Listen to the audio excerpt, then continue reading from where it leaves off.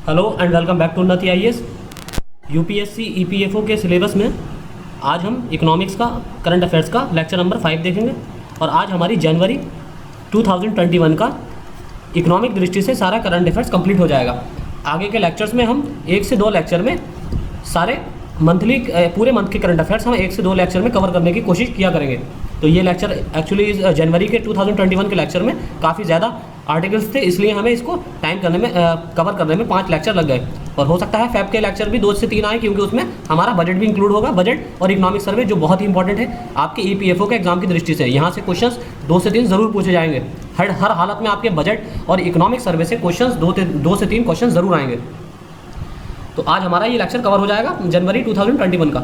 तो हमारी पहली न्यूज़ है इसमें, आरबीआई ने एनबीएफसी के लिए बनाया है स्केल आधारित कड़ा नियामक ढांचा। देखिए एनबीएफसी, जैसे कि आपको पता होगा, बैंकों के साथ साथ जो नॉन बैंकिंग फाइनेंशियल कंपनीज हैं उनका भी एनपीए लगातार बढ़ता जा रहा है।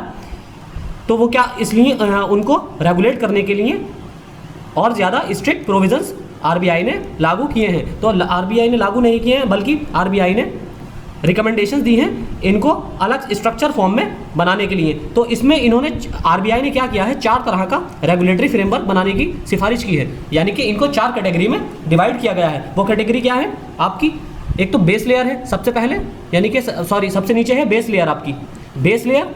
उसके ऊपर होगी एक मीडियम लेयर या मिडिल लेयर, जिसे मिडिल लेयर भी कह सकते हैं। और इसके ऊपर होगी हमारी अपर लेयर, ऊपरी परत, अपर लेयर, और सबसे ऊपर होगी टॉप लेयर। तो आपको इसमें कंफ्यूज नहीं होना है, ऊपरी परत और शीर्ष परत में। शीर्ष परत मतलब एकदम टॉप की लेयर, और उससे नीचे ऊपरी परत, उससे नीचे मध्यम यानी कि मिडिल लेयर, और उससे नीचे बेस लेयर, सबसे नीचे बेस आपका। इसको आरबीआई ने एनबीएफसी को 4 कैटेगरीज में डिवाइड करने की रिकमेंडेशन दी है। तो ये 4 कैटेगरी आपके सामने है। अब इन 4 कैटेगरी के अंदर स्ट्रक्चर किस तरह होगा ये आरबीआई ने बताया है आगे, इसको भी हम आगे देखेंगे। यदि इसमें बताया गया है कि यदि ढांचे को पिरामिड के रूप में देखा जाए तो एनबीएफसी जहां कम से कम नियामक हस्तक्षेप की आवश्यकता होती है, या उन गैर व्यवस्थित रूप से महत्वपूर्ण एनबीएफसी इसके नीचे होंगे। तो जिसमें एनबीएफसी 2 पीपल टू पीपल ऋण जिसमें आता है, एनबीएफसी क्या करती है, P2P ऋण प्रदान करती है। P2P, पीपल टू पीपल, यानी कि लोगों से लोगों को ऋण प्रदान करते हैं। तो इसी क्रम में इनका एनपीए बढ़ने की वजह से इनके लिए नियामक ढांचा स्ट्रिक्ट करने के प्रोविजंस बनाए गए हैं। अब इस मौजूदा एनपीए वर्गीकरण मानदंड को 180 दिनों से 90 दिनों तक कम करने का भी प्रस्ताव है। यानी कि इसके अंदर ये प्रोविजंस भी किया गया है, या ये भी रिकमेंडेशन दी गई है कि अभी जो 180 दिन का प्रावधान है, इसका बकाया चुकता करने के लिए इस प्रावधान को कम करके 90 डेज का किया जाए। यानी कि इसमें 90 डेज का प्रावधान करने की सिफारिश की गई है। और वर्तमान की जो 1000 करोड़ रुपए की सीमा है, इसको भी संशोधित करने के लिए कहा गया है। तो आगे हम देखते हैं एक एक करके इन चारों लेयर्स को। पहले सबसे नीचे हमारी इसमें बेस लेयर, ये सारा ही पूरा आर्टिकल्स हमने इसमें कुछ पॉइंट्स छोड़ दिए हैं। आप चाहें तो हमारे टेलीग्राम चैनल से ही पीडीएफ डाउनलोड करके ये आर्टिकल पढ़ सकते हैं। आधार परत बेस लेयर में क्या होगा, इसमें गैर व्यवस्थित रूप से महत्वपूर्ण एनबीएफसी आएंगे, जो एनबीएफसी एनडी टाइप 1 एनबीएफसी के अलावा जिनके पास सार्वजनिक धन यानी कि पब्लिक कैपिटल होगी, ग्राहक इंटरफेस तक पहुंच नहीं होगा, ऐसे एनबीएफसी बेस लेयर के अंतर्गत शामिल होंगे। एनबीएफसी P2P यानी कि पीयर टू पीयर, और गैर ऑपरेटिव वित्तीय holding company NOFHC non operating financial holding companies, और एनबीएफसी AA जिसे कहते हैं, AA को क्या कहते हैं, एनबीएफसी AA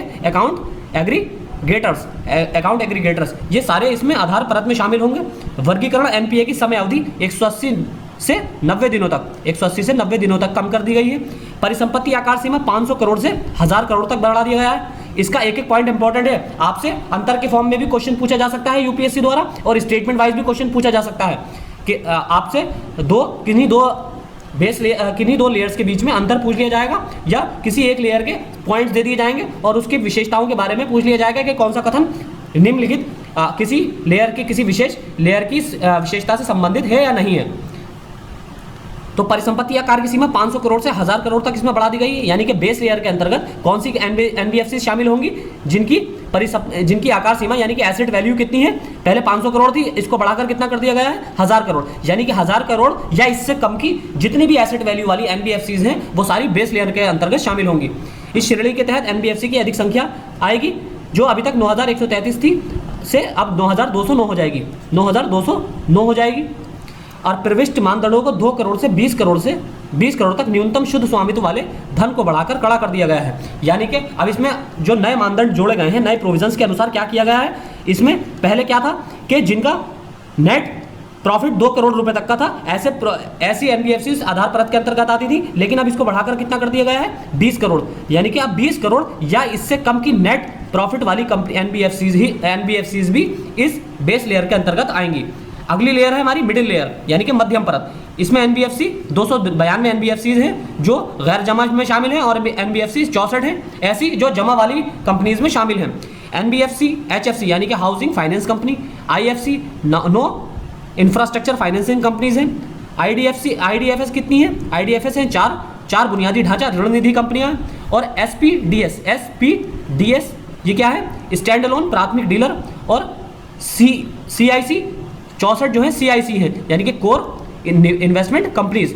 उनके परिसंपत्ति आकार के बावजूद ये समूह, इस समूह में ये सारी शामिल हैं। एनबीएफसी के लिए एकाग्रता मानदंड उधार और निवेश एक्सपोजर के लिए अलग से निर्धारित किए जाते हैं। एक उधारकर्ता के लिए प्रत्येक 15% और उधारकर्ताओं के समूह के लिए 25%। यानी कि अगर कोई इंडिविजुअल कोई व्यक्ति लोन लेता है तो उसके लिए 15% की सीमा है, और कोई ग्रुप ऑफ पीपल अगर लोन लेते हैं तो उनके लिए 25% की सीमा इसमें तय की गई है। अब आरबीआई ने 2 सीमाओं को 25% और 40% समूहों के संपर्क में 2 सीमाओं को विलय करने का प्रस्ताव रखा है। यानी कि अब क्या किया गया है, 2 समूहों को, इंडिविजुअल के लिए ये सीमा 25% कर दी गई है और ग्रुप के लिए ये 40% कर दी गई है। टायर 1 पूंजी की गणना के अनुसार बैंकों में वर्तमान में क्रमशः 20% और 25% की एकल और समूह की एक्सपोजर की सीमा है। यानी कि टायर 1 पूंजी के अनुसार अभी क्या है, अभी जो सीमा है बैंकों में वो 20% की और 25% की है। यानी कि इंडिविजुअल के लिए 20% और ग्रुप के लिए 25% की सीमा तय की गई है। अब इसमें अब अगली हमारी ऊपरी परत अपर लेयर में शीर्ष 50 एनबीएफसीज के लिए मानदंड बनाए गए हैं। इसमें आकार के हिसाब से इसको 35% इसको वेटेज दिया गया है। अंतर जुड़ाव यानी कि इंटरकनेक्टिविटी के अकॉर्डिंग इसको 25%, जटिलता कॉम्प्लेक्सिटी के अनुसार इसको 10% वेटेज दिया गया है, और पर्यवेक्षी इनपुट यानी कि ऑब्जर्वरी इनपुट के आधार पर इसको 30% वेटेज दिया गया है। तो ये टोटल 100% बन जाता है। इसमें देनदारियों के प्रकार, समूह संरचना, सेगमेंट, प्रवेश इत्यादि शामिल हैं। आरबीआई के अनुसार संपत्ति के आकार के मामले में शीर्ष 10 एनबीएफसी स्वचालित रूप से इसके अंतर्गत आएंगे। इसके बाद आता है इसमें 9% पर सीईटी 1 को बनाए रखना होगा। यानी कि जो आपकी सीईटी पूंजी होती है, टायर 1 पूंजी, कैपिटल टायर 1 पूंजी बैंक की, उसको बनाए रखना होगा। बैंकों को 7.37% पर सीईटी 1 को बनाए रखना होगा और लीवरेज आवश्यकताओं का भी पालन करना होगा। तो आपको पता होना चाहिए इसमें बेसल 3 नॉर्म्स क्या हैं। बेसल जो नॉर्म्स है वो क्या है, बेसल 1, बेसल 2, बेसल 3, ये तीनों नॉर्म्स पता होना चाहिए, क्योंकि एक बार यूपीएससी द्वारा बेसल 3 नॉर्म्स पर क्वेश्चन पूछा गया है। डायरेक्ट आपसे पूछा गया था कि बेसल 3 नॉर्म्स निम्नलिखित में से किस क्षेत्र से संबंधित है। ये यूपीएससी आईएएस प्री में क्वेश्चन पूछा जा चुका है, तो इसमें भी पूछे जाने की इस तरह का क्वेश्चन संभावना है। फिर इसमें लेवरेज अनुपात टियर 1 पूंजी और बैंक एक्सपोजर का अनुपात होता है। लेवरेज अनुपात जो होता है वो टियर 1 पूंजी, टायर 1 पूंजी जो होती है बैंकों की, और बैंक का एक्सपोजर अनुपात, इनके बीच के अनुपात को ही लेवरेज अनुपात कहते हैं। शीर्ष एनबीएफसी भी अलग अलग मानक प्रावधान मानदंडों में स्थानांतरित हो जाएंगे। देखिए, आपको जो स्टैटिक पोर्शन है इकोनॉमिक्स का, उसके बारे में एकदम कॉन्सेप्चुअल नॉलेज होनी चाहिए, क्योंकि यहाँ से जो क्वेश्चन काफ़ी ज़्यादा पूछे जाएंगे आपसे। जैसे LAR क्या होता है, लिक्विडिटी एडजस्टमेंट रेशो, CRAR क्या होता है। बहुत से बच्चे बार बार कंफ्यूज रहते हैं कि इकोनॉमी में क्या पढ़ना है, तो आपको इसी तरह की स्टैटिक टर्मिनोलॉजी पता होनी चाहिए। CRAR क्या होता है, बैंक रेट क्या होता है, bank rate, repo rate, reverse repo rate, और आपका LTRO, TLTRO, ये सारे आपको नाम पता होने चाहिए, इनकी डेफिनेशंस पता होनी चाहिए एकदम क्योंकि आपसे एप्लीकेशन बेस्ड क्वेश्चन भी पूछा जा सकता है। आपको CRR पता होना चाहिए, SLR पता होना चाहिए, ये सारा सब कुछ आपको पता होना चाहिए। SLR किस लिए यूज़ किया जाता है, इसका एप्लीकेशन पार्ट भी पता होना चाहिए। देखिए, खाली आपको ये नहीं पता होना चाहिए कि CRR क्या होता है, ये तो सबको पता है कि CRR वो पूंजी होती है जो बैंक, कमर्शियल बैंक अपनी जो पार्ट अपना आरबीआई के पास रिजर्व कैश के फॉर्म में रखते हैं वो CRR होता है। लेकिन ये तो इसकी एक डेफिनेशन है। अब इसका एप्लीकेशन पार्ट भी पता होना चाहिए कि अगर CRR को बढ़ाया जाता है या कम किया जाता है तो इकोनॉमी पर क्या प्रभाव पड़ेगा। यूपीएससी इसी तरह का क्वेश्चन पूछती है कि CRR को कम करने पर निम्नलिखित में से क्या प्रभाव अर्थव्यवस्था पर देखे जा सकते हैं, या CRR को बढ़ाने पर निम्नलिखित में से क्या प्रभाव अर्थव्यवस्था पर देखे जा सकते हैं। SLR को बढ़ाने पर निम्नलिखित में से क्या प्रभाव अर्थव्यवस्था पर देखे जा सकते हैं, या घटाने पर निम्नलिखित में से क्या प्रभाव अर्थव्यवस्था पर देखे जा सकते हैं। इस तरह के क्वेश्चन आपसे पूछे जाएंगे। आपसे डायरेक्ट कॉन्सेप्चुअल भी क्वेश्चन पूछा जा सकता है और एप्लीकेशन बेस्ड क्वेश्चन यूपीएससी ज्यादा पूछती है। अब शीर्ष परत में क्या आएगा, शीर्ष परत जो है टॉप लेयर जो है वो अभी के लिए ब्लैंक रखी गई है, एम्प्टी रखी गई है, तो इसलिए अभी इसको खाली छोड़ दिया गया है। यदि ऊपरी परत में विशिष्ट एनबीएफसी से एक प्रणालीगत माना जाता है तो आरबीआई इनमें से कुछ एनबीएफसी को शीर्ष परत में प्रेरित यानी कि इंस्पायर कर सकता है। देखिए, अगर कुछ विशिष्ट प्रणाली से संबंधित कोई एनबीएफसी होगा तो उसे इन परत में से निकालकर, जो ऊपरी परत है यानी कि ऊपरी परत, आधार परत या मिडिल परत है, इसमें से निकालकर ट्रांसफर करके कहाँ शिफ्ट कर दिया जाएगा, टॉप लेयर में शिफ्ट कर दिया जाएगा। इसलिए अभी शीर्ष परत को खाली छोड़ दिया गया है। अगला हमारा आर्टिकल है, कानूनी रूप से गारंटीकृत एमएसपी निर्यात को प्रभावित नहीं करेगा।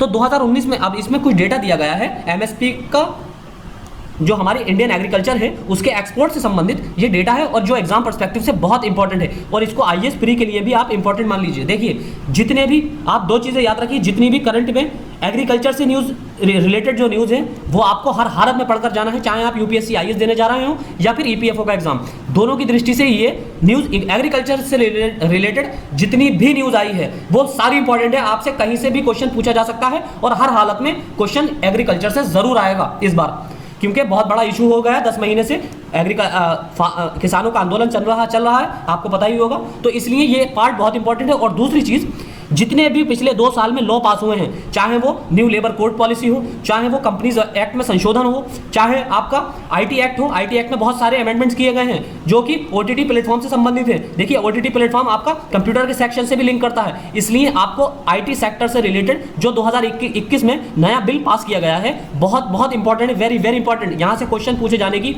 ईपीएफओ में पूरी संभावना है, पूरी। तो इसको भी आपको कवर करना है। तो जितने एक्ट आपसे पिछले 1.5-2 साल में बनाए गए हैं उनको आपको एक ब्रीफ नॉलेज होनी चाहिए, और साथ ही पिछले 1 साल का जो एग्रीकल्चर से रिलेटेड न्यूज़ है, चाहे वो एक्सपोर्ट इंपोर्ट से रिलेटेड न्यूज़ हो, जरूरी नहीं है कि आपको एग्रीकल्चर जो 3 लॉ बनाए गए थे उसी से ही आपसे क्वेश्चन पूछा जाएगा। एग्रीकल्चर से रिलेटेड एक्सपोर्ट इंपोर्ट के डेटा पर भी आपसे क्वेश्चन पूछा जा सकता है, और साथ ही आपसे जो ज्योग्राफिकल इंडिकेशन टैग होते हैं उनसे भी क्वेश्चन पूछा जा सकता है, क्योंकि ये भी एग्रीकल्चर से ही कहीं ना कहीं रिलेटेड हैं। इसी तरह जो भी अदर इंस्टीट्यूट्स हैं जो एग्रीकल्चर में डील करती हैं उनसे भी रिलेटेड आपसे क्वेश्चन पूछा जा सकता है। तो आप ये ना सोचें कि एग्रीकल्चर का मतलब यही है कि डायरेक्टली एग्रीकल्चर से क्वेश्चन आएगा, ऐसा जरूरी नहीं है। आपसे फर्टिलाइजर्स पर क्वेश्चन पूछा जा सकता है, कि आपसे इस पर साइंस बेस्ड क्वेश्चन पूछा जा सकता है कि किस तरह की मिट्टी में कौन से फर्टिलाइजर्स की जरूरत होती है। तो इस तरह का क्वेश्चन भी आपसे पूछा जा सकता है। आप किसी भी चीज को, किसी भी पार्ट को स्किप नहीं कर सकते, आपको एकदम ब्रॉड डायमेंशन में सोचना है, आपको सारी डायमेंशन कवर करनी है। जितनी डायमेंशंस आप सोच सकते हैं कि कौन सा पार्ट किस फील्ड से लिंक हो सकता है, उन सारी डायमेंशंस को आपको खोलकर पढ़ना है। तो आप ये ना सोचें कि डायरेक्टली आपसे फार्म बिल पर क्वेश्चन आ जाएगा, ऐसा कुछ बिल्कुल नहीं है। फार्म बिल पर ये तो यूपीएससी भी जानती है कि जो भी बच्चा तैयारी कर रहा होगा वो फार्म बिल जरूर पढ़कर आएगा, लेकिन जो स्पेशली यूपीएससी को फोकस करेगा वो फार्म एग्रीकल्चर से रिलेटेड सारे पार्ट को कवर करने की कोशिश करेगा, हर पार्ट को, हर टॉपिक को टच करने की कोशिश करेगा। तो और यूपीएससी ऐसे ही कैंडिडेट को एक्सपेक्ट करती है अपने यहाँ सिलेक्शन के लिए। तो इसमें हम देखते हैं कृषि निर्यात का अनुमान 38.7 बिलियन डॉलर था, जो कुल कृषि उत्पादन का 7% है। यानी कि जितना कृषि हमारे यहाँ एग्रीकल्चर का प्रोडक्शन होता है उसका कुल 7% ही हमारे यहाँ लगभग यहाँ से एक्सपोर्ट होता है। भारत का निर्यात जो है एग्रीकल्चर के मामले में वो कुल वैश्विक कृषि निर्यात का 2.5% है। यानी कि टोटल एग्रीकल्चर प्रोडक्ट्स पूरी वर्ल्ड में जो एक्सपोर्ट किए जाते हैं उसमें भारत का शेयर कितना है, ओनली 2.5%। तो ये स्टेटिक्स आपसे पूछी जा सकती है स्टेटमेंट में। यदि एमएसपी की गारंटी होती है तो कृषि उत्पादों के निर्यात प्रतिस्पर्धात्मकता खत्म हो जाएगी, ऐसा इस आर्टिकल में राइटर का मानना है। तो सबसे पहले कृषि निर्यात में वृद्धि का मतलब ये नहीं है कि किसानों के लिए कीमतें बढ़ी हैं, क्योंकि वो बाजार से जुड़े हुए हैं। यानी कि कृषि एक्सपोर्ट में आर्टिकल में यहाँ राइटर ये कहना चाहते हैं कि अगर कृषि में एक्सपोर्ट में वृद्धि हुई है तो इसका मतलब ये नहीं है कि किसानों की आय में भी वृद्धि हुई है, क्योंकि किसानों की आजीविका वैश्विक बाजार पर मुख्य रूप से निर्भर नहीं है, और ना ही कृषि क्षेत्र स्वयं किसी भी प्रमुख तरीके से निर्यात पर निर्भर है। ये बिल्कुल सही बात है, क्योंकि हमारे यहाँ 80% तो कंजम्पशन हो जाता है। जितना भी एग्रीकल्चर का प्रोडक्शन होता है हमारे यहाँ, उसका 80% तो हमारे यहाँ मतलब इंडिया की जो मार्केट है उसी में कंज्यूम हो जाता है। तो निर्यात का तो नंबर ही नहीं आएगा। इसलिए किसान जो है एक्सपोर्ट पर निर्भर ही नहीं है, किसानों को एक्सपोर्ट से मतलब ही नहीं है, क्योंकि उनको पता है कि उनकी जितनी उपज है वो हमारे इंडिया में ही कंज्यूम हो जाती है। तो भारत का कृषि निर्यात मूल्य कृषि सकल घरेलू उत्पाद का 10% से भी कम है। कृषि का जो एक्सपोर्ट वैल्यू है वो कृषि की जीडीपी से, एग्रीकल्चर जीडीपी से के 10% से भी कम है। यानी कि कुल जितना एग्रीकल्चर की जीडीपी है उसका निर्यात में जो हिस्सा है वो कुल एग्रीकल्चर जीडीपी का 10% से भी कम है। हालांकि कृषि निर्यात का मूल्य बढ़ रहा है, ये इसमें बताया गया है। तो इसमें आगे हम और डेटा देखते हैं। धान जो जितना प्रोडक्शन हमारे यहाँ धान का किया जाता है, यानी कि पैडी का जितना प्रोडक्शन किया जाता है हमारे यहाँ, उसका 9 से 10% ही हमारे यहाँ एक्सपोर्ट किया जाता है। इसी तरह लेकिन इसकी खेती में बड़ी संख्या में किसान शामिल हैं। आपको पता ही होगा वेस्ट यूपी, आपका हरियाणा, आपका पंजाब, ये सारी ग्रीन बेल्ट है, ग्रीन रेवोल्यूशन के पार्ट हैं। तो यहाँ पर बहुत बड़ी मात्रा में धान, पैडी का और गेहूं का प्रोडक्शन होता है और उसकी वजह से आपको पता होगा कि फर्टिलाइजर का एक्सेस यूज होता है, जिसकी वजह से पानी कंटेमिनेटेड हो जाता है, ग्राउंड वाटर कंटेमिनेटेड होता है और ग्राउंड वाटर का एक्सेस जो होता है हमारे यहाँ दोहन किया जाता है, एक्सप्लॉइट किया जाता है ग्राउंड वाटर को, जिसकी वजह से पंजाब और हरियाणा, पंजाब में तो पूरी तरह आप मान सकते हैं कि भूजल स्तर जो है, ग्राउंड वाटर लेवल जो है वो लगभग बहुत सी जगहों पर 500 फुट से भी ज़्यादा नीचे चला गया है, 500 फीट से भी ज़्यादा नीचे है और एवरेज 300 फीट से ज़्यादा नीचे ग्राउंड वाटर है पूरे पंजाब के अंदर। और इसी तरह यही हाल पूरा कमोबेश हरियाणा का भी है और वेस्ट यूपी का भी लगभग यही हाल है,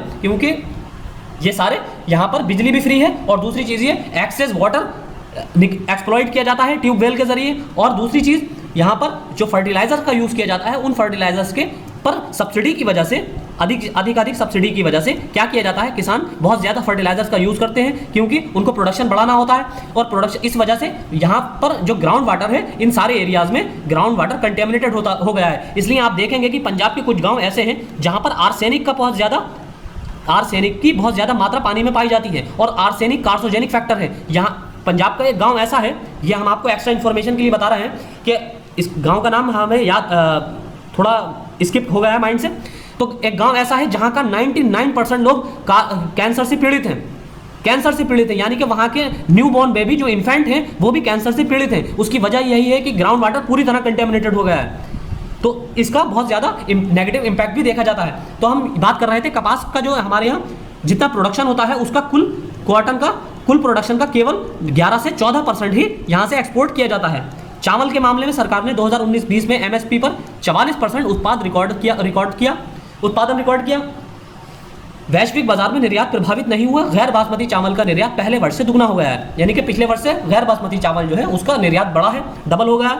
एक और मुद्दा फसल पैटर्न पर गारंटीकृत एमएसपी का प्रभाव है। ऐसा कहा जाता है कि गारंटीकृत एमएसपी फसल पैटर्न को स्थानांतरित कर देगा और दालों और तिलहनों के अधिक उत्पादन का कारण बन जाएगा और इससे वर्तमान कृषि आयात निर्यात में बदलाव आएगा। देखिए अभी जो एमएसपी दी जाती है और दूसरी चीज़ ये जो प्रोक्योरमेंट किया जाता है एफसीआई द्वारा, एफसीआई क्या करता है, प्रोक्योरमेंट करता है, यानी कि खाद्यान्नों की खरीद करता है। तो स्पेशली दो खाद्यान्नों की खरीद की जाती है, आपकी पैडी और आपका वीट, गेहूं, धान और गेहूं की ही खरीद की जाती है।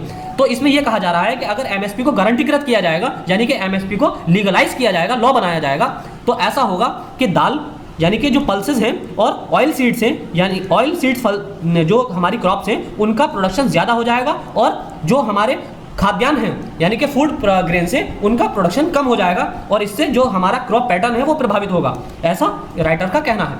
अब ये वनस्पति तेलों के आयात पर निर्भरता को भी कम कर सकता है। तो यहाँ राइटर का ये भी मानना है कि अगर ऐसा हुआ तो वनस्पति तेल जो हम वेजिटेबल ऑयल्स कहाँ से इंपोर्ट करते हैं, स्पेशली पाम ऑयल मलेशिया से और इंडोनेशिया से, तो हमारा इन पर जो निर्भरता है वो भी कम हो जाएगी और एक आयात प्रतिस्थापन और विदेशी मुद्रा भंडार को भी ये बढ़ा सकता है, क्योंकि जाहिर सी बात है जब हमारा आयात कम होगा, हम पाम ऑयल का लगभग 90% आयात ही करते हैं, तो अगर आयात हमारा कम होगा तो हमारे यहाँ से फॉरेक्स रिजर्व बाहर नहीं जाएगा और बाहर नहीं जाएगा तो हमारा यानी कि यहाँ पर भी इंक्रीज होगा फॉरेक्स रिजर्व।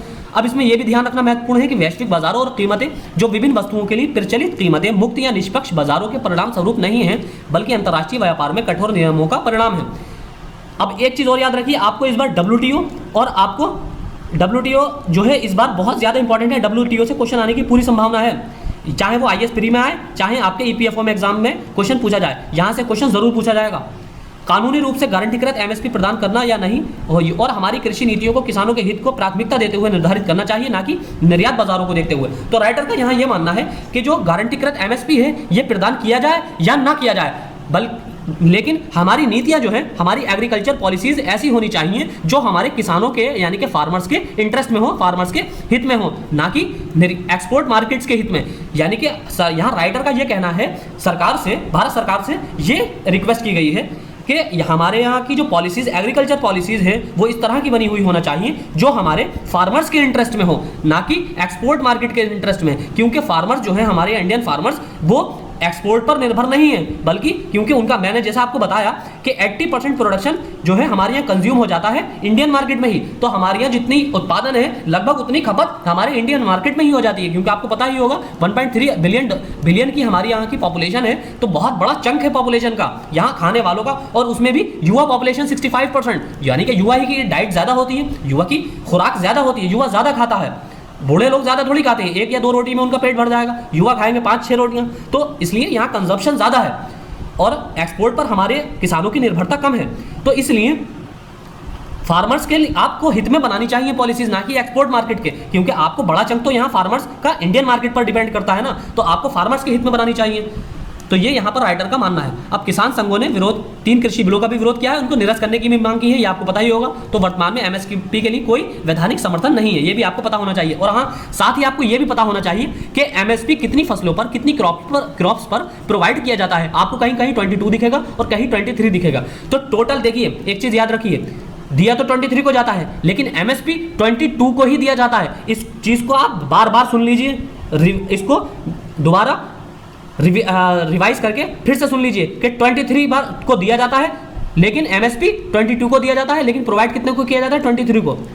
23 को क्यों प्रोवाइड किया जाता है? क्योंकि 22 को तो एमएसपी दिया जाता है और एक बचा हुआ है हमारा गन्ना, यानी कि शुगर कैन के लिए एमएसपी प्रोवाइड नहीं किया जाता है, बल्कि एफआरपी प्रोवाइड किया जाता है, फेयर एंड रिम्यूनरेटिव प्राइस। तो आपको ये पता होना चाहिए, जो अगर एमआरपी से क्वेश्चन आएगा कि एमएसपी से, कि यूपीएससी अगर ये पूछे कि निम्नलिखित में से कौन सी फसल, देखिए आपसे ये नहीं पूछेगी, इसके तो बहुत कम चांस है कि आपसे क्वेश्चन ये पूछे यूपीएससी के कितनी फसलों को पर एमएसपी प्रोवाइड किया जाता है, क्योंकि बहुत से बच्चे कंफ्यूज रहते हैं और बहुत सी जगह कंफ्यूजन की स्थिति भी रहती है। तो कभी भी यूपीएससी जहां पर डायलेमा की स्थिति होती है वहां पर क्वेश्चन उस ऐसे एरिया पे क्वेश्चन नहीं पूछती है, क्योंकि उसको यूपीएससी को वहां पर नहीं जाना है, कोर्ट में अपने एग्जाम को नहीं घसीटवाना है। जैसे कि आपको पता होगा, स्टेट कमीशन ज्यादातर जो वो होते हैं क्वेश्चन, डाउटफुल क्वेश्चन, ऐसे क्वेश्चन 10 से 12 क्वेश्चन पूछ लेते हैं, और क्वेश्चन पेपर पूरा का पूरा जो हमारी प्रोसेस है, एग्जाम प्रक्रिया, वो कोर्ट में चली जाती है। लेकिन यूपीएससी ऐसे क्वेश्चनों से बहुत बचता है जहां पर एग्जाम प्रक्रिया के कोर्ट में जाने की संभावना हो। तो एमएसपी पर यहाँ पर क्वेश्चन डाउटफुल हो सकता है, क्योंकि कुछ बच्चे कहेंगे तो 23 होता है, कुछ कहेंगे 22 होता है, और कभी कभी गवर्नमेंट भी कहती है 23, कभी गवर्नमेंट कहती है 22। और हालांकि सही चीज़ ये है कि 22 पर एमएसपी प्रोवाइड किया जाता है और 23 पर, यानी कि बची हुई एक फसल पर एफआरपी प्रोवाइड किया जाता है, लेकिन इसको टोटल को एमएसपी के ही अंतर्गत रखा जाता है। जबकि गन्ने पर एमएसपी प्रोवाइड नहीं की जाती है, बल्कि एफआरपी प्रोवाइड की जाती है। ये बात आप बिल्कुल अपने जहन में बैठा लें कि एमएसपी 22 को और बची हुई एक फसल गन्ने को एफआरपी प्रोवाइड किया जाता है। तो आपसे यूपीएससी इस तरह का क्वेश्चन पूछ सकती है कि निम्नलिखित में से कौन सी फसल एमएसपी के अंतर्गत आती है या नहीं आती है। इस तरह का क्वेश्चन आपसे 5-6 फसलें दे दी जाएंगी और आपसे पूछा जाएगा कि निम्नलिखित में से सही फसल कौन सी फसल एमएसपी के अंतर्गत आती है या नहीं आती है। इस तरह का आपसे क्वेश्चन पूछ लिया जाएगा। अब अगर यह संभव है, यदि सरकार एमएसपी पे किसानों की पूरी फसल खरीदती है, सरकार ने यह अनिवार्य किया कि एमएसपी मंडी नीलामी में बोली लगाने के लिए निचली कीमत होगी, यानी कि एमएसपी जो है वो हमारा फ्लोर प्राइस है। एमएसपी का मतलब क्या होता है? एमएसपी आपसे ऐसे भी क्वेश्चन पूछ सकती है, एमएसपी भारत सरकार द्वारा दिया जाने वाला किसानों को मैक्सिमम प्राइस है, मैक्सिमम नहीं है, मिनिमम प्राइस है, इतना तो गारंटीकृत है, इतना तो प्राइस धान पर, अगर जैसे मान लीजिए 1975 रुपए का प्राइस तय किया गया है, तो धान पर प्रति क्विंटल 1975 तो मिलेगा ही मिलेगा, इससे कम पर कोई खरीद नहीं सकता। अगर कोई खरीदेगा या खरीदने पर मजबूर करेगा तो उसके ऊपर कानूनी कार्यवाही कर दी जाएगी। तो इसलिए अगर ये लीगल कानून बन गया, तो इस तरह का फिर प्रोविजन कर दिया जाएगा कि अगर कोई इससे कम पर खरीदेगा तो उस पर कानूनी कार्रवाई हो जाएगी। तो इसलिए सरकार ने अभी तक कानून नहीं बनाया है। और ये चीज याद रखिए कि एमएसपी जो है एक फ्लोर प्राइस है, यानी कि बेस प्राइस है, निचली कीमत है, या मैक्सिमम प्राइस नहीं है। ये किसानों को दिया जाने वाला उनकी उपज पर न्यूनतम समर्थन मूल्य है। एमएसपी मिनिमम सपोर्ट प्राइस, न्यूनतम समर्थन मूल्य, निचली कीमत होगी और निजी कारोबारियों को कम से कम इस कीमत पर खरीदने के लिए मजबूर किया जाएगा। और ये कई मोर्चों पर व्यवहार्य नहीं होगा, यानी कि कई एरियाज ऐसे होंगे या कई सेक्टर ऐसे होंगे कि जहां पर ऐसा करना प्रैक्टिकली पॉसिबल नहीं होगा, ऐसा राइटर का मानना है।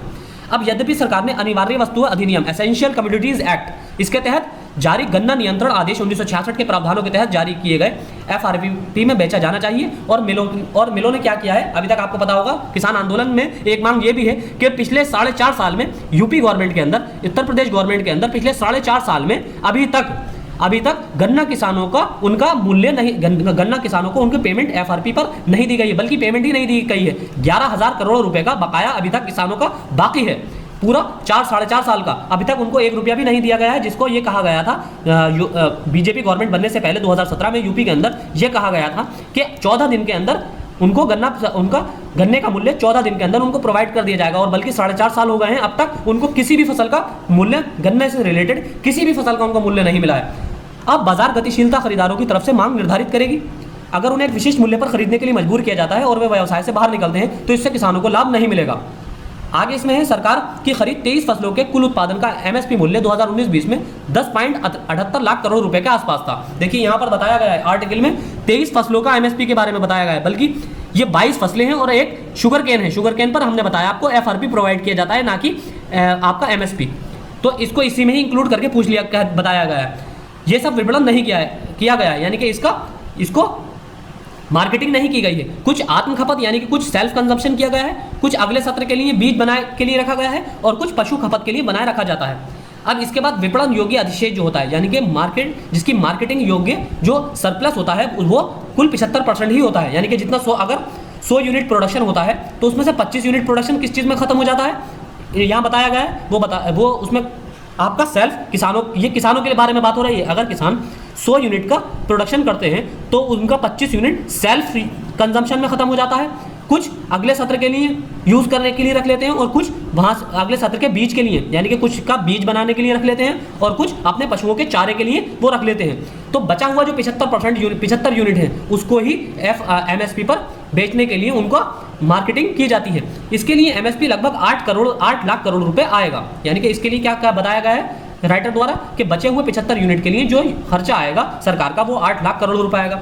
इसमें सरकार को गन्ने पर खर्च नहीं करना होगा क्योंकि एफआरपी को मिल मालिकों द्वारा भुगतान किया जाता है। अब यहाँ ये भी देखिए, यहाँ पर राइटर ने पूरा जो सरकार के सामने एक खाका पेश किया है जिसके बाद ये बताया गया है कि कितना सरकार का खर्चा आएगा और किस किस एरिया में सरकार का किसानों को अगर एमएसपी की गारंटी दी जाती है तो सरकार जो अभी तर्क दे रही है कि हमारा बहुत ज्यादा खर्चा आएगा और फिस्कल डेफिसिट बढ़ेगा, उस पर राइटर अपना सुझाव और डेटा के साथ फैक्ट यहाँ पर लेआउट रख रहे हैं। खाका पूरा तैयार बता रहे हैं कि सरकार का कितना खर्चा आएगा और सरकार को किस तरह किस एरिया में डील करना है। तो सरकार ये राइटर बता रहे हैं कि जो खर्चा आएगा वो सरकार का सिर्फ 8 लाख करोड़ रुपए ही आएगा। और क्योंकि एफआरपी पर यानी कि गन्ने मूल्य पर गन्ने को सरकार नहीं खरीदती है, गन्ने को मिल मालिकों द्वारा खरीदा जाता है, क्योंकि गन्ना सीधा शुगर मिलों के पास जाता है और शुगर मिल के मालिक ही उस गन्ने का भुगतान करते हैं। और सरकार 2019-20 में गेहूं, दाल, धान, तिलहन पर 2.7 लाख करोड़ रुपए का एमएसपी चुका रही है। तीसरा, सरकार को बाजार में सब कुछ खरीदने की भी जरूरत नहीं है, केवल अगर वे इसका 1/3 भी खरीद ले तो ये बाजार की कीमतों को उठाएगा। इसके अलावा सरकार एनएफएसए के तहत यानी कि नेशनल फूड सिक्योरिटी एक्ट के तहत अनाज जारी करेगी जो सरकार द्वारा किए गए कुछ व्यय को पूरा करेगा। देखिए यहाँ पर सरकार को एक और भी एडवाइस राइटर द्वारा दी गई है कि सरकार को सबको पूरा का पूरा जितना भी फूड ग्रेन्स है उसको खरीदने की भी जरूरत नहीं है, कुल उसको 1/3 ही खरीदना पड़ेगा। क्यों? इससे ही बाजार की कीमतों में वृद्धि हो जाएगी। इसके अलावा सरकार एनएफएसए के तहत अनाज जारी करेगी, यानी कि जो पब्लिक डिस्ट्रीब्यूशन के तहत जो अनाज दिया जाता है, पीडीएस सिस्टम के तहत जो अनाज दिया जाता है उसके तहत भी अनाज को लेगी वो सरकार, तो कुछ अनाज उसके द्वारा तय कर दिया जाएगा और ये इसके खर्चे को भी पूरा करेगा। अगला है गारंटीकृत एमएसपी खरीद वाले मुद्दों में पशुधन उत्पाद, फल, सब्जियों को शामिल नहीं किया गया है, जिसमें समग्र कृषि, वानिकी, मछली पकड़ने के उत्पादन का 45% शामिल है। संयुक्त दूध और दूध उत्पादों का मूल्य अनाज और दालों की तुलना में अधिक है, यानी कि टोटल डेयरी प्रोडक्शन और मिल्क प्रोडक्ट का उत्पाद जो मूल्य है वो अनाज यानी कि आपका फूड ग्रेन्स और आपके दाल पल्सेस की तुलना में ज़्यादा है। एमएसपी की गारंटी के बजाय राजकोषीय प्रभाव एमएसपी के गारंटी से राजकोषीय प्रभाव भी होंगे। प्रति एकड़ या प्रति हेक्टेयर लैंड होल्डिंग से जुड़ी कम आय की गारंटी एक बेहतर इसमें तरीका होगा। सरकार ने किसान व्यापार और वाणिज्य पदोन्नति और सुविधा अधिनियम 2020 अधिनियम बनाया है। एमएसपी के बारे में चिंताएं हैं और डर यह है कि सरकार एमएसपी प्रदान करना बंद कर सकती है।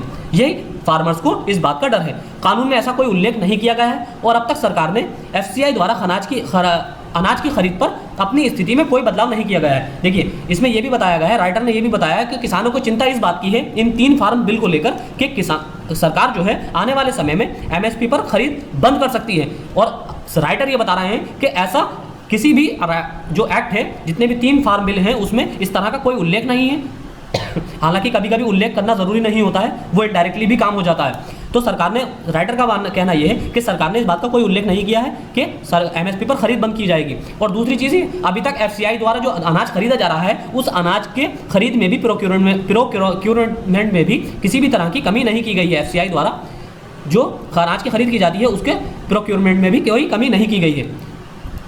किसानों को चिंता है कि एफसीआई उन व्यापारियों से प्राप्त कर सकता है जिन्होंने खुले बाजार में सस्ती लागत पर इन अनाजों को खरीदा है। देखिए, जो मंडी है, मंडियों को खत्म किया जा रहा है, सरकारी मंडी को, उनको प्राइवेट मंडी को बनाने की परमिशन दी जा रही है। तो प्राइवेट मंडी वाले क्या कर सकते हैं, ऐसा किसानों का मानना है कि प्राइवेट मंडी वाले, देखिए सरकारी जो मंडी होती है उसके अंदर कुछ टैक्स यानी कि कुछ लगान दिया जाता है, लेकिन प्राइवेट मंडी क्या कर सकती है, प्राइवेट मंडी वाले उस लगान को बिना लगान के ही वहां पर खरीद फरोख्त कर सकते हैं। जब वहां बिना लगान के होगा खरीद और बिक्री होगी, तो किसानों का मानना यह है कि सरकारी मंडी में कोई खरीदने बेचने ही नहीं जाएगा और ना ही कोई खरीदने जाएगा, सब इसी मंडी में जाएंगे, क्योंकि खरीदार और जो बेचने वाला है, दोनों को, विक्रेता और क्रेता दोनों को ही जो टैक्स है उसको देने से बच जाएगा। जब वो देने से बच जाएगा, आने वाले 2 या 3 साल में ऐसा होगा कि जो सरकारी मंडीज हैं वो बंद हो जाएंगी, बिल्कुल गवर्नमेंट मंडी बिल्कुल ठप हो जाएंगी और वो फेस आउट हो जाएंगी, यहाँ से बंद हो जाएंगी। और जब वो बंद हो जाएंगी तो फिर ये कंपनीज क्या करेंगी, प्राइवेट कंपनीज एकदम से टैक्स यहाँ पर इम्पोज करना शुरू कर देंगी।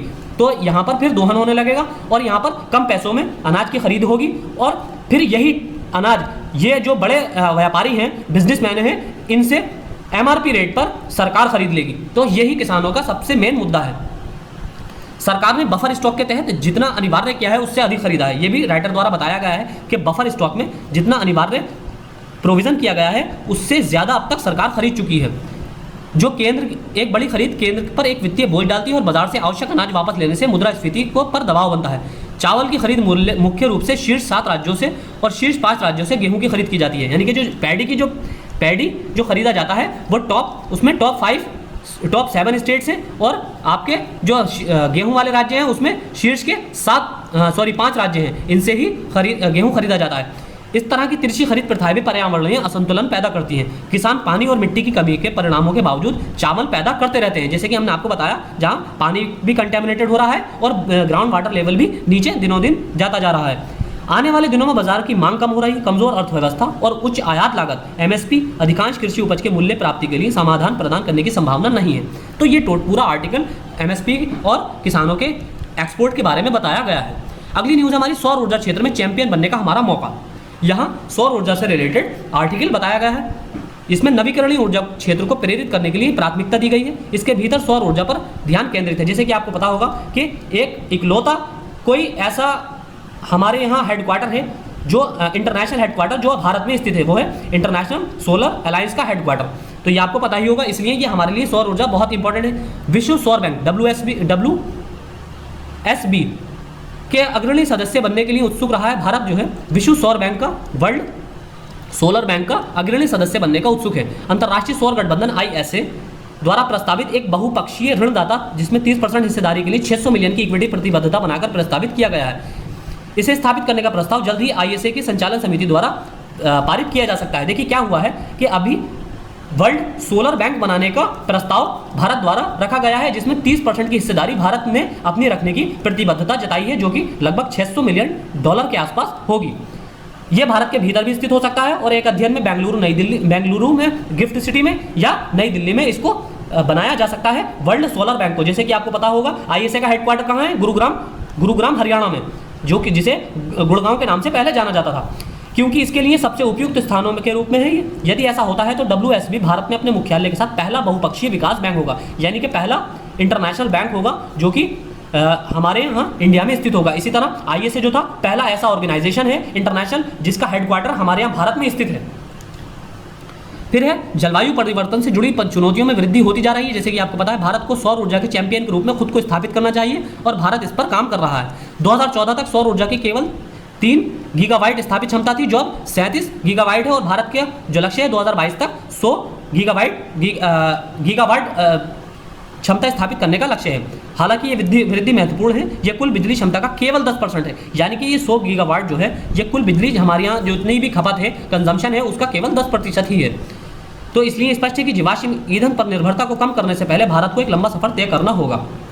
आगे इसमें कोविड-19 का जो प्रकोप था, इसने सोलर पैनल के इंस्टॉलेशन को बाधित किया है। सरकार को लक्ष्य प्राप्त करने का भरोसा है, क्योंकि नीति आयोग ने क्या किया है कि भारत के 175 गीगावाट के लक्ष्य को 2022 तक पूरा करने का लक्ष्य बनाया है। 175 गीगावाट आपको पता ही होगा, ये 2-3 साल पहले बनाया गया था। इसमें क्या मुद्दे हैं? सौर सेल क्रिस्टलीय सिलिकॉन के वेफर पतली स्लाइस के बने होते हैं, जो चीन और ताइवान द्वारा, यानी कि देखिए जो सोलर जो पैनल होते हैं, इसके जो पैनल्स होते हैं वो काहे के बने होते हैं? सिलिकॉन के पतली स्लाइस होती हैं, वेफर स्लाइस, उसके बने होते हैं। और ये सबसे ज़्यादा कौन बनाती हैं? 2 कंट्रियाँ, या चाइना और वियतनाम। कुल टोटल प्रोडक्शन जितना वर्ल्ड में होता है 100 यूनिट, अगर 100 यूनिट प्रोडक्शन होता है तो उसका 2/3 यानी कि 66 यूनिट कौन प्रोडक्शन करता है? केवल ये दोनों देश ही प्रोडक्शन करते हैं। अब इन सोलर सेल्स के साथ मुद्दा ये होता है कि इनकी एफिशिएंसी अभी कम है। ये केवल सूर्य की रोशनी के 5वें हिस्से को ही बिजली में परिवर्तित कर सकता है। देखिए ये फैक्ट आपके जनरल साइंस के पर्सपेक्टिव में बहुत इंपॉर्टेंट है, यहाँ से डायरेक्ट क्वेश्चन पूछे जाने की संभावना है। आप अपनी एक पॉइंट को अपने सब्जेक्ट से रिलेटेड करके, अपने सिलेबस से, एग्जाम सिलेबस से लिंक करके पढ़ने की कोशिश किया कीजिए। इससे आपका सिलेबस ज़्यादा ईजी हो जाएगा और आपको रिटेन करने में भी आसानी रहेगी। देखिए सूर्य की रोशनी का जितनी भी सनलाइट होती है उसका आपको पता होगा कि देखिए कि सौर ऊर्जा को इलेक्ट्रिकल एनर्जी में बदलने के लिए, इलेक्ट्रिकल एनर्जी में परिवर्तित करने के लिए किस उपकरण का इस्तेमाल किया जाता है। इस तरह के क्वेश्चन तो साइंस में कई बार आ चुके हैं, लेकिन अब इस तरह का भी आ सकता है कि सनलाइट के कितने प्रतिशत हिस्से को इलेक्ट्रिकल एनर्जी में सोलर पैनल द्वारा परिवर्तित किया जाता है। तो आपको पता होना चाहिए 5वें हिस्से को ही, यानी कि टोटल केवल 20% को ही, अगर 100 यूनिट सनलाइट आ रही है तो केवल 20 यूनिट का ही इलेक्ट्रिसिटी में कन्वर्जन होता है। इसलिए इस क्षेत्र में नेतृत्व करने के लिए भारत को प्रौद्योगिकी विकसित करनी चाहिए। अगला आर्टिकल है हमारा, सार्वजनिक क्षेत्र के पीएसबी इक्विटी कैपिटल बढ़ाने के लिए 81 बॉन्ड पे ज़्यादा ध्यान दे रहे हैं। अब आपको इसमें क्या चीज़ जरूरी है? एक तो इक्विटी कैपिटल क्या होता है, इक्विटी क्या होती है, दूसरा 81 बॉन्ड क्या होते हैं।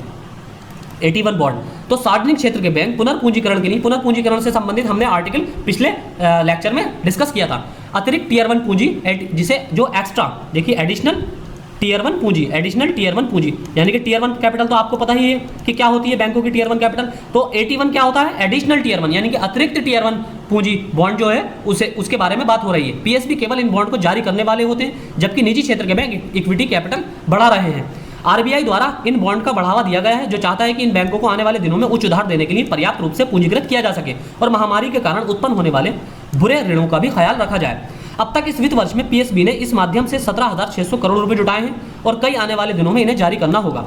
एक परिवर्तन जो हुआ है वो ये है कि सेबी ने खुदरा निवेशक जो रिटेल इन्वेस्टर्स हैं उनको इन बॉन्डों को खरीदने से बचाया है और इन्हें निजी प्लेसमेंट्स आधार पर रखा जा रहा है। केवल योग्य संस्थागत खरीदार, योग्य क्वालिफाइड इंस्टीट्यूशनल इन्वेस्टर्स को निवेश करने की अनुमति इसमें दी गई है। तो आपके 81 बॉन्ड क्या होते हैं? 81 बॉन्ड अतिरिक्त टीयर 1 बॉन्ड जिन्हें कहा जाता है, ये असुरक्षित बॉन्ड है, इनका सतत कार्यकाल होता है।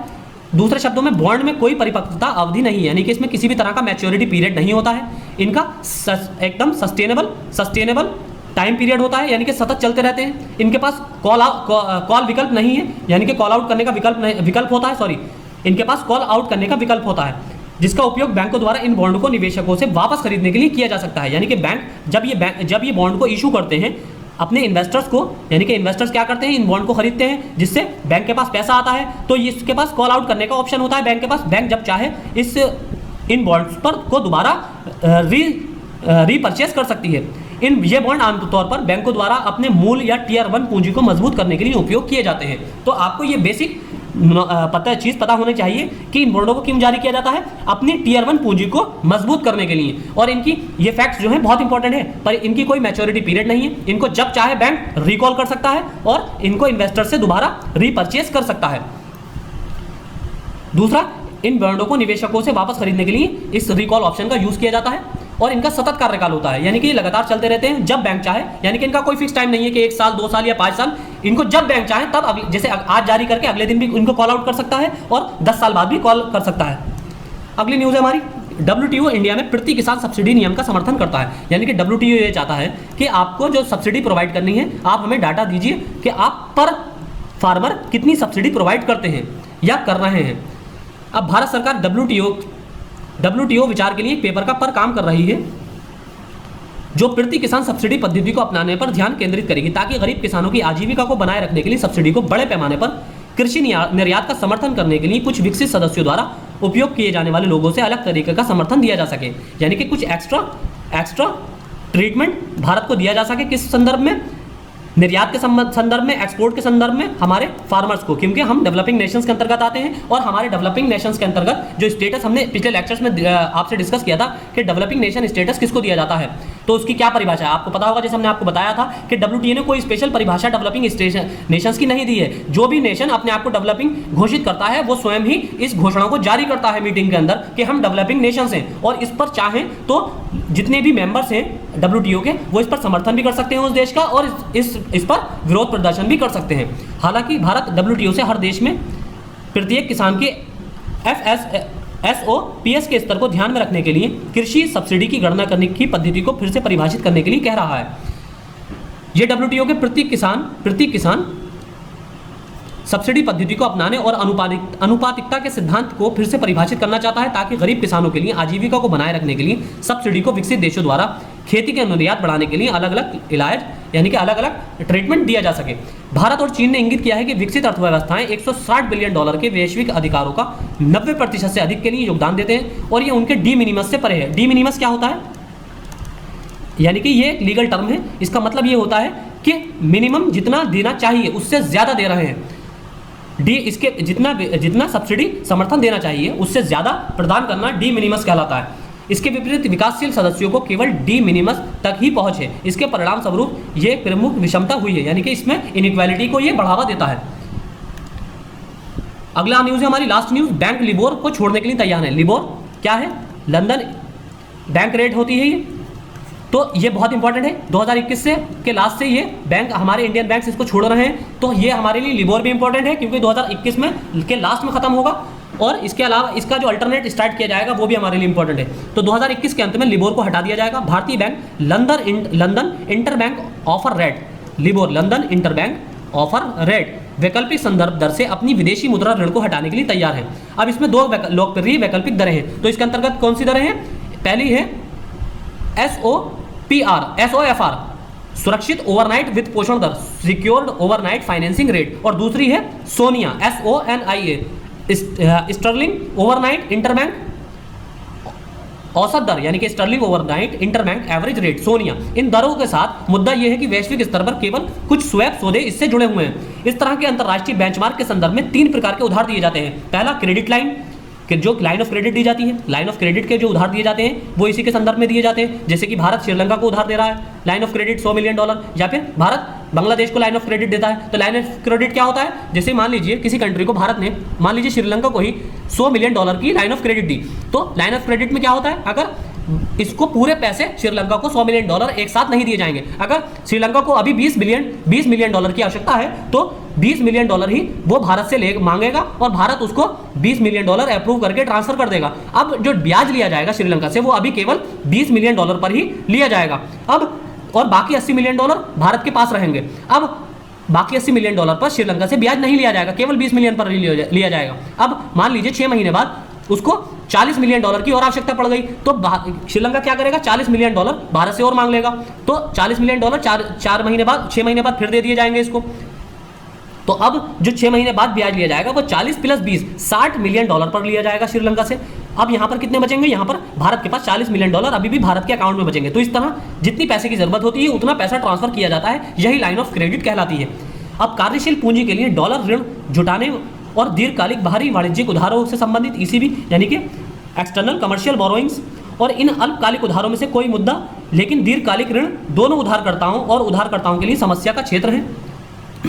आगे इसमें भारत IAEA के साथ ऊर्जा सुरक्षा संधि, इंटरनेशनल एनर्जी एजेंसी, भारत ने अंतर्राष्ट्रीय ऊर्जा एजेंसी के साथ रणनीतिक साझेदारी ढांचा स्ट्रेटेजिक पार्टनरशिप फ्रेमवर्क पर हस्ताक्षर किए हैं। इससे ज्ञान का व्यापक आदान प्रदान होगा और भारत की एक और कदम पत्थर, एक मील का पत्थर साबित होगा जो आईएए का पूरा सदस्य है। इसका आईएए पेरिस आधारित एजेंसी है, इसमें 30 सदस्य देश हैं। इसका हेडक्वार्टर कहाँ है? पेरिस में।